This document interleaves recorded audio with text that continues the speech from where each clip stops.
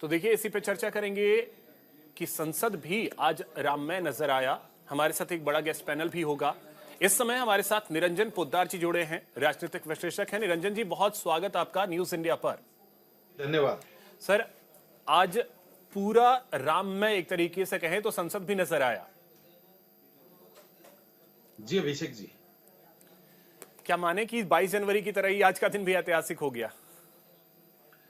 देखिए अभिषेक जी, मैं ये मानता हूं कि जो कहते हैं ना, हो ही वही जो राम रचि राखा को कर तर्क बढ़ावे शाखा। मेरा ये मानना है कि जिस तरीके से अभी देश के अंदर एक सांस्कृतिक राष्ट्रवाद की जो हवा बह रही है, कहीं ना कहीं ये चीज मेरे हिसाब से उस परमात्मा की, उस प्रभु राम की ही कहीं कोई इच्छा है कि उन्होंने इनको निमित्त निमित्त बनाया है। क्योंकि आपने देखा होगा कि एक समय ऐसा था कि जब राजनीति के अंदर कहूं या संसद के अंदर कहूं कि राम का नाम लेने लेने मात्र को, यानी कि चिमटे से भी छूना लोग पसंद नहीं कर रहे थे। यानी कि मैं राजनीतिक लोगों की बात कर रहा हूं। और आज जब उस राम को मानने वाले, उस राम को अपनी आत्मा में बसाने वाले करोड़ों लोग जब जागृत हुए, तो आज वही संसद राम राम जपने को मजबूर होगी। तो कहने का तात्पर्य ये है कि निश्चित रूप से देखिए, जिसको कहते हैं कि हमारा जो देश है जो अपनी जड़ों की तरफ अब जा रहा है,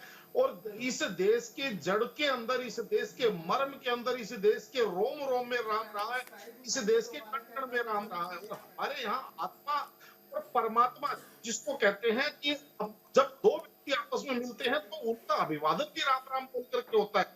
लेकिन यहाँ पे सिर्फ राजनीति, कुछ मुट्ठी भर लोगों को खुश करने के लिए पता नहीं क्या ऐसा एजेंडा चलाया गया कि उस राम को, आप ये मान के चलिए कि इतना हेय बना दिया गया कि राजनीति में राम का नाम किसी ने ले दिया, राजनीति में भगवान का नाम किसी ने ले दिया, राजनीति में मंदिर का नाम किसी ने ले दिया, राजनीति में अगर धार्मिक बात किसी ने कर दी तो पता नहीं कितना बड़ा गुनाह, कितना बड़ा अपराध कर दिया। लेकिन आज इस चीज को देख करके बड़ा ही सुकून लगा।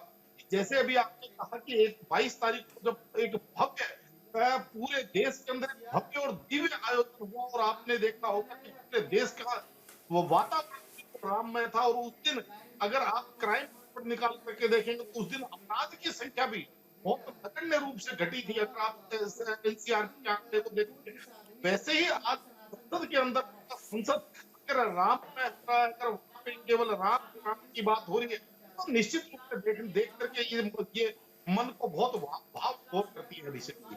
ठीक है सर जी। निरंजन जी, सब चीजें ठीक है, लेकिन क्या, ठीक है सब कुछ हो गया, लेकिन क्या अब जिस तरीके से सियासत हो रही है राम के नाम पर, क्या उसके लिए जगह थी? वो होनी चाहिए।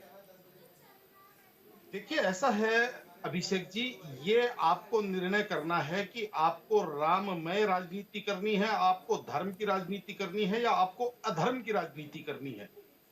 क्योंकि ये आपकी अपनी चॉइस है। और मेरा ये मानना है कि जो धर्म के साथ जो राजनीति करी जाए, वो उससे ज्यादा शुद्ध राजनीति हो नहीं सकती। बिल्कुल, तो वही राजनीति का धर्म होना चाहिए ना, धर्म की राजनीति नहीं होनी चाहिए, जो मैंने समझा।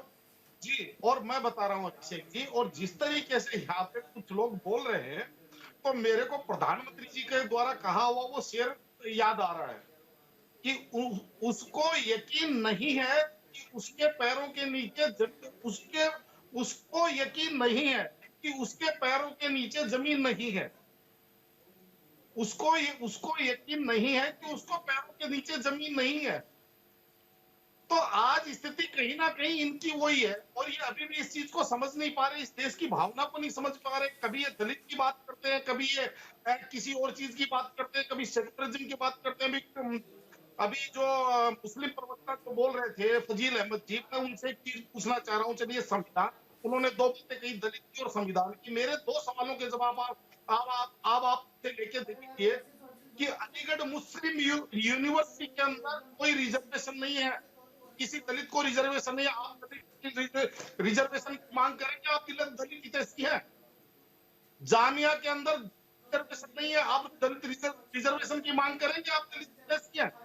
जम्मू कश्मीर के अंदर धारा 35A जब लागू, तो वहां पे कोई रिजर्वेशन, अभी दूध का दूध पानी का पानी हो जाएगा। आप ये बताइए, अगर आपको संविधान कुरान में से एक किताब चॉइस करने के लिए बोला जाए, आप कौन सी किताब चॉइस करेंगे?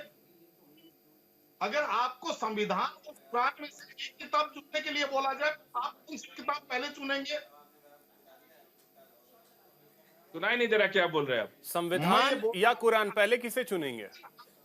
कुरान या सर, संविधान से बड़ा अब ठीक है निरंजन जी, मेरे पास वक्त इतना ही है। बहुत शुक्रिया आप सभी मेहमानों का हमारे साथ जुड़ने के लिए, इस चर्चा में शामिल होने के लिए। फिलहाल इतना ही, नमस्कार।